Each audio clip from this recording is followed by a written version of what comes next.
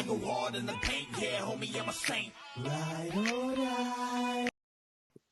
Did you want to? Are you Christian? No. Oh, okay. Oh, I thought okay. Anyway, yeah. Do you have any thoughts on Christianity? How irrational it is? I don't think it's irrational, but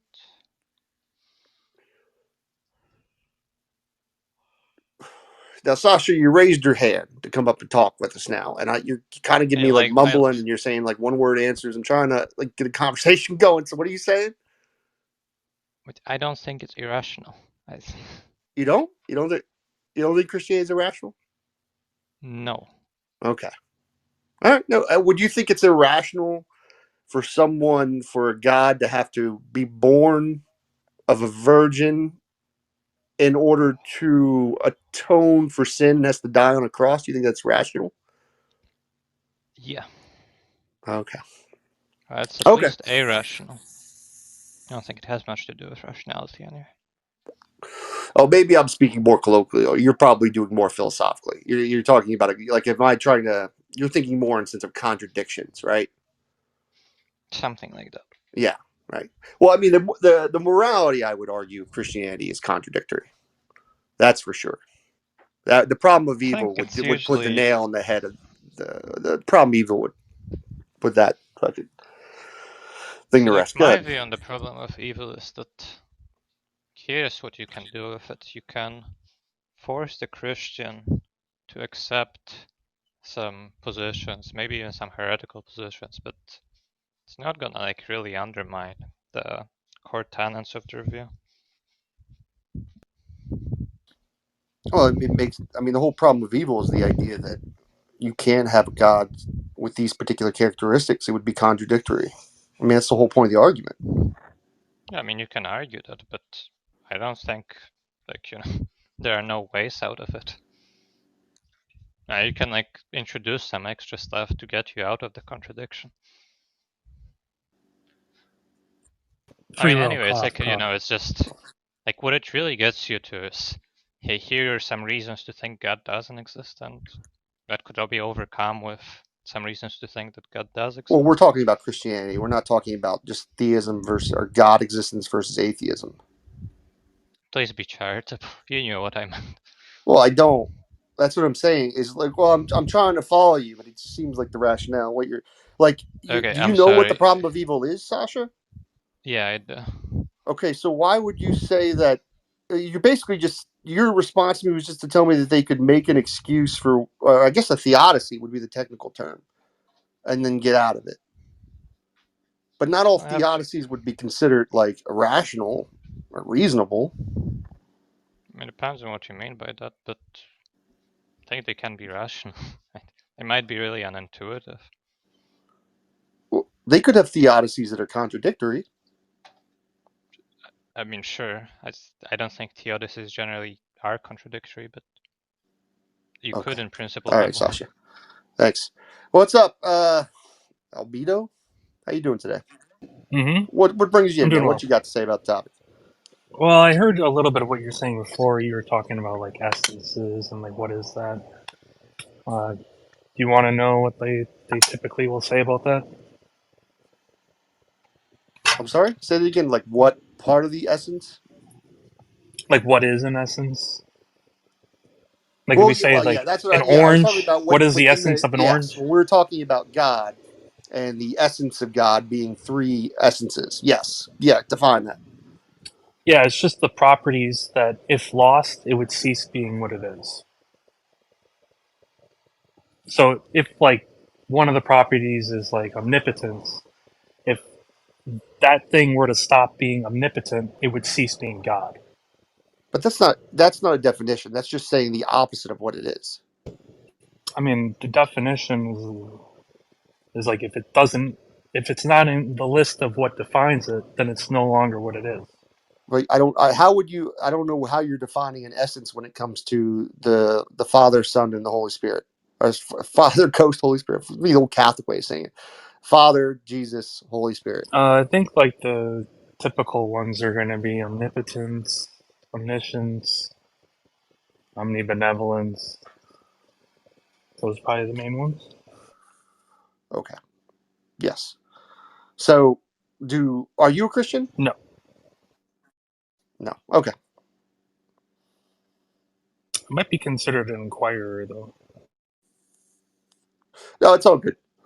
No, yeah, it's okay. Well, listen. Well, People do you mind people. if I ask? Mhm. Oh, sorry. What's your question? Yeah, Albedo, go ahead. like, so just because, like, Albedo is obviously, and both Sasha and Albedo are very well versed in this stuff. So, like, how, I haven't done theology in so many years, how do they engage with various, like, constituent parts that make up the essence, but still hold to divine simplicity? Uh, so all the properties that they're going to say, they're all actually the same conglomerate property, and they want to use like an analogy to sort of describe how it's actually one thing, and we only ever see like the parts of it. And the idea is like it's like a prism. So like regular light, like it's all one light, but when shined through a prism, you end up seeing many different kinds that come through it. And that's like the idea of like what God is it's the one source of everything that shine through our senses or whatever. We see all the different kinds. I mean, there is another answer, which is just that divine simplicity means that God doesn't have material parts. Right? That's like another way I think Craig takes that view. Yeah, but that's dumb. I think the other view is kind of dumb, but I mean, the idea behind the second view is just that the distinctions are sort of like ones we see, not ones that are actually there. I mean, Just honestly, for different me, ways about talking about the same sorry, thing. Sasha. I mean, I just really struggle because these conceptions of God, at least as they're applied to like Christianity, so often to me seem to be philosophically derived, not biblically derived, right? In other words, you have to come up with something philosophically and then go to the biblical text and apologize for it, right? Like, why is it that God doesn't know this, or why is it that God seems to be surprised at that, or whatever? And those are just, and we have to come up with reasons for why that is the case, because philosophically we know that God can't, that can't, jive with that conception of God. That's what I struggle with. Yeah, I mean, there's always going to be like things in the background that sort of guide whether or not they're consistent with what the text says. And you're going to find views that are probably more consistent with some parts. I mean, if we're talking specifically the Bible, one good example is earlier people were talking about open theism and God not knowing future contingent propositions. That makes way more sense when it says God was surprised because he didn't know what was going to happen. But then you lose like the classical theist notion of God knowing the future. So while one view may explain part of the text better, it loses like certain things the way that it's classical theism isn't really used much today, other than it's just like a historical thing pushed through the ages. But I think more people are becoming less inclined to be a classical theist. I mean, like, I don't think you have to take the text. So you're gonna be interpreting the text no matter what, right? And if you start with, let's say, interpreting with how the moral law is written on our hearts, and you think, okay, I have very strong moral intuitions against what it says in this other part of the Bible, and you take the whole text seriously, you might think like, well, I guess the fact that the moral law is written on our hearts makes me think that this passage was sort of corrupted, right? It doesn't actually capture the morality of God. And you can do that with a lot of stuff, right? Like the text won't just interpret itself.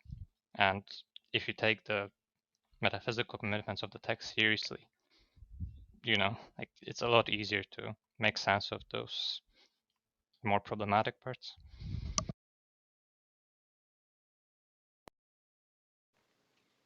Like if you take it out of space and put it into like meta space. Exactly. It's Yeah, objectively immoral to. Okay, is it objectively immoral to own someone's property? I wouldn't say so. No. Is slavery objectively immoral? No, it's only immoral what's immoral is what you do with them. How about okay? So we'll stick with it's okay. You don't believe owning someone's property. That's one example. But we'll go with the executing children. So it's always immoral to execute a child. Yeah, in certain I would say the vast majority of circumstances, yeah. Well, that would make it objective then, because that would be Yeah. stance independent or mind independent. It wouldn't matter what the situation of the stance was. That's confused.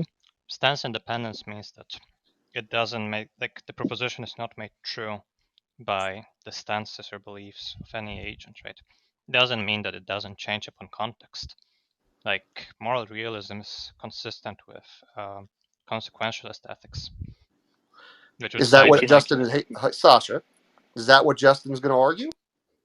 I don't know. I'm just Well, telling then you. why Your would inference you doesn't jump in follow. and try to make the argument for him? I'm just telling you, your I inference didn't doesn't follow. just. Would you allow me and Justin to go back and forth, Sasha? It's not about what he says. I'm just telling you, your inference doesn't follow. What was my inference? Going from moral realism to it always being wrong to kill a child, no matter the context. He does believe in moral absolutism. If you root morals in God's nature, No, it doesn't matter. it sure It can does. still be mutable. Like, I'll give you an example. Lying is always immoral because God is a truth teller. The point is, the Christian is not committed to deontology. It could be a Sasha, consequentialist. you know what, Sasha, you're not listening to me, or you're not addressing what I'm saying to you. You're trying to argue something that isn't his position. It doesn't matter. Your inference And I doesn't get follow. it, Sasha. We're not having a moral realism versus anti-realism argument right now. I'm attacking his moral position. Look, the And point he's not is, going you to said be. something Yeah, followed Sasha, from moral realism. You were wrong, right? It was pointed out. I don't know why it's such a big deal. you didn't tell me what I was specifically wrong about. I did. What did I say that was wrong? You said that because he's a moral realist, it follows that, like, no matter the context, I it's never wrong to kill said a that. child. I never even used the word moral realist. No, you did. No, I Or, didn't. sorry, I used the moral realist sorry, with you said objective morality, right? Correct. Which, right. So you said that if morality is Well, objective, but that moral no, but you realism is said more than just objective morality, right? sure. Whatever. Right? Right. I'll just say. Okay. I'll just say. All right. I'll just re-say So it. why I don't don't you think let it me makes and a Justin go difference. back to having a I don't make it. conversation? It doesn't make a Sasha, difference to the Sasha, point, right? why don't you The let point me is and that Justin go back to it having a doesn't follow conversation? from morality being. All right, Justin, let's go back. Go ahead. Right. Claim they lie riding, but I know that they ain't. Ride or die. I go hard in the paint, yeah, homie, I'm a saint. Ride or die.